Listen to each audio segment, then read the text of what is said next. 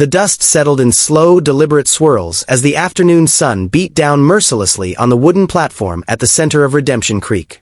Sarah Mitchell stood with her hands clasped tightly in front of her cream-colored dress, watching as the last of the other brides descended the steps into the eager arms of their new husbands. 23 women had arrived on the morning stage from St. Louis, each one a mail-order bride seeking a fresh start in the untamed territories. Now, as shadows began to lengthen across the dirt street, Sarah remained alone. She had watched them all find matches. Pretty Margaret with the golden curls had gone first, chosen by the wealthy ranch owner from 3 counties over. Then shy Elizabeth, taken by the kind-faced shopkeeper who promised her a house with Rayol glass windows. One by one, they had stepped forward, signed their papers, and walked away into their new lives. Sarah had smiled for each of them, even as her own heart grew heavier with each passing selection. The auctioneer, a portly man named Henderson with sweat staining his collar, cleared his throat uncomfortably. He shuffled through his papers as if hoping to find some oversight, some mistake in his records. But there was none. Sarah was the last. And the crowd that had gathered with such enthusiasm hours earlier had dwindled to a handful of curious onlookers and a few drunks from the saloon across the street. "Miss Mitchell is a fine woman," Henderson announced, his voice lacking the booming confidence it had held earlier. 24 years of age, can read and write, skilled in cooking and household management. She comes from a respectable family in Pennsylvania and— "Just get on with it, Henderson," someone called from the dispersing crowd. "Ain't nobody left who wants a bride anyway." Sarah felt her cheeks burn with humiliation, but she kept her chin raised. She had not traveled 2,000 miles across dangerous territory to show weakness now. Her father had gambled away everything they owned before dying of consumption, leaving her mother and younger siblings with nothing but debts. This had been her only option, to come west as a bride, to send money back home, to save her family from destitution. But standing here unwanted, unclaimed, she wondered if she had made a terrible mistake. The auctioneer's voice droned on, listing her qualities with increasing desperation. Sarah's eyes drifted across the nearly empty street. Most of the storefronts were already closed for the day. A tumbleweed rolled past the platform. She noticed a few women watching from the windows above the general store, their expressions mixing pity with judgment. This was her nightmare realized, to be the one nobody wanted, the leftover, the mistake. Then she saw him. He sat on a horse at the far end of the street, partially obscured by the shadow of the livery stable.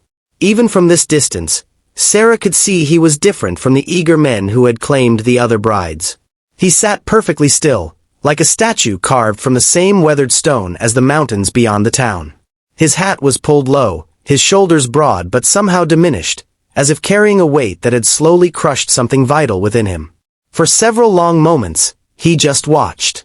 Sarah found herself unable to look away, despite the continuing humiliation of her situation. There was something in his stillness that spoke of profound pain, of a man who had been broken so completely that even simple movements seemed to require monumental effort. Henderson was winding down his pitch, his voice now apologetic. "I'm sure we can find suitable arrangements for Miss Mitchell. Perhaps as a housekeeper or— I'll take her." The voice came from the man on the horse, rough and low, barely audible over the evening breeze. But in the near-empty street, it carried with perfect clarity. Every head turned. Henderson squinted into the shadows, trying to identify the speaker. The horse moved forward, emerging into the fading sunlight. The man astride it was probably in his mid-30s, with dark hair touching his collar and several days of beard shadowing his jaw. He wore the plain clothes of a working rancher, worn leather vest over a faded shirt, dusty trousers, scuffed boots. But it was his eyes that caught Sarah's attention. They were gray as winter clouds, and held within them a sorrow so deep it seemed bottomless. "Colton!" Henderson's voice carried surprise and something else. Concern, perhaps, or uncertainty. "Colton Hayes? I didn't expect. That is, I didn't think you were looking for a bride." "I wasn't," Colton replied, dismounting with careful, measured movements. He approached the platform slowly, as if each step required conscious thought. "But seems wrong to leave her stranded." The few remaining spectators whispered among themselves. Sarah caught fragments of their conversations. "After what happened, Hasn't been the same since. Those poor children. Each phrase added another layer to the mystery of this broken man who was apparently willing to claim her out of what seemed like pure obligation. Henderson looked between them, clearly uncomfortable. Now, Colton, marriage is a serious commitment. If you're just trying to help the lady out, there are other arrangements that could be. I said I'll take her. There was no anger in Colton's voice, just a flat finality that ended the discussion. Sarah watched him approach the platform.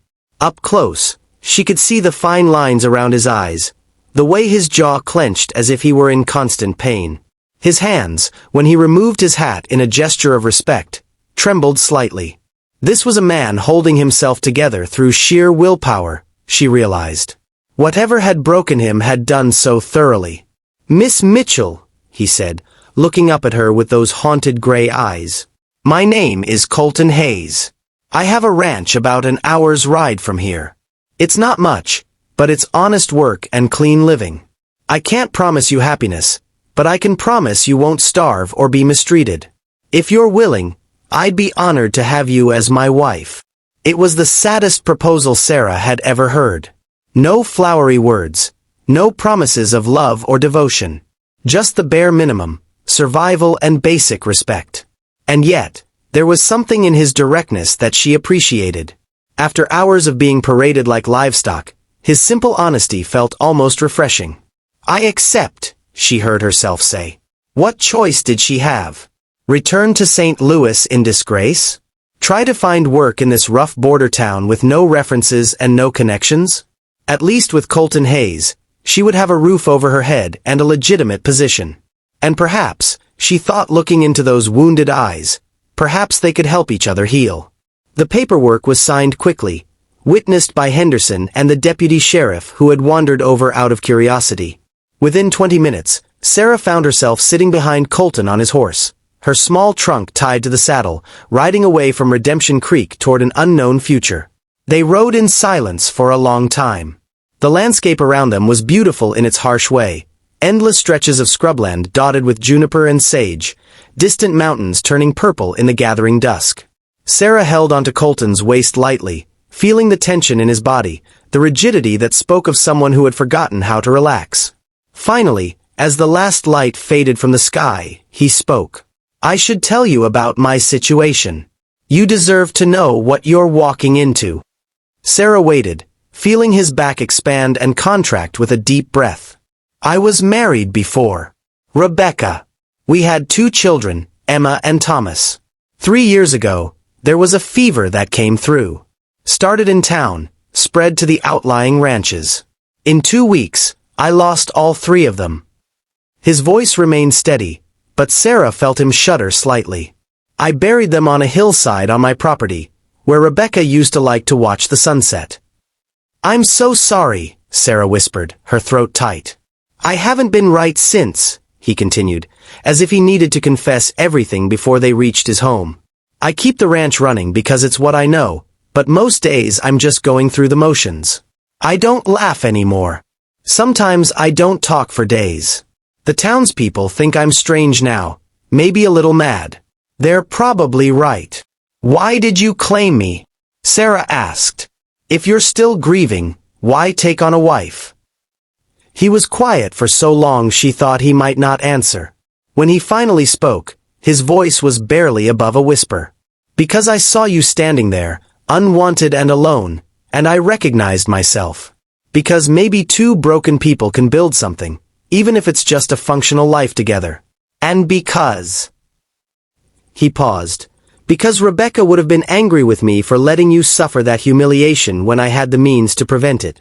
They crested a rise, and below them Sarah could see a small ranch house with lamplight glowing in one window.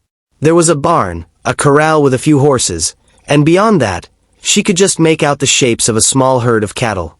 It was modest, but well-maintained. The work of a man who had lost his purpose but still honored his responsibilities. As they approached the house, Sarah felt a strange calm settle over her. This was not the romantic new beginning she had imagined when she boarded the stage in St. Louis. There would be no passionate declarations or fairy tale romance here. But perhaps, she thought, there could be something more valuable. two damaged souls finding a way to survive together, to build something real from the ruins of their separate tragedies. Colton helped her down from the horse with careful, distant courtesy. He carried her trunk into the house and showed her to a small but clean bedroom. "This will be yours," he said. "I sleep in the room down the hall." "I won't. I mean, you don't need to worry about. We'll keep things proper until you're comfortable." Sarah nodded, grateful for his consideration, even as she wondered if there would ever be true intimacy between them, or if they would simply exist as two ghosts haunting the same house. That first night, lying in the unfamiliar bed, Sarah heard him moving around the house long after midnight. She heard the creak of the porch boards, imagined him sitting out there in the darkness, keeping vigil over his grief. She thought about her own losses, her father's betrayal, her mother's tears, the siblings she might never see again. Two broken people, she thought, just as he said. But as dawn broke over the mountains and Sarah rose to begin her first day as Mrs. Colton Hayes, she allowed herself a small hope. Broken things could sometimes be mended. Perhaps not made perfect again, but made functional, made whole enough to serve their purpose.